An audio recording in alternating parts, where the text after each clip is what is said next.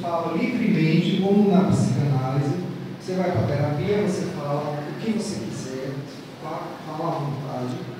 E tem a parte corporal, que são os exercícios, movimentos, trabalho com respiração, com relaxamento, expressão emocional, elaboração mental dos conteúdos inconscientes emergentes.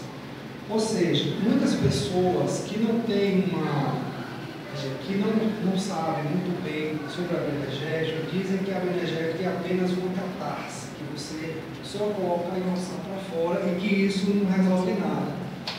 Eu reconheço que quando você faz uma catarse e você coloca aquilo, pode ser que momentaneamente dê um alívio, mas a bioenergética não é só isso. A bioenergética trabalha, o foco da bioenergética é a consciência corporal, você perceber como é que você bloqueia suas emoções, ao mesmo tempo trabalhar para que você possa ir relaxando, para que o emocional possa ser colocado, ser expresso, mas você também precisa saber qual é o conteúdo relacionado com aquelas emoções, principalmente se forem situações antigas, muito primitivas, da época da infância.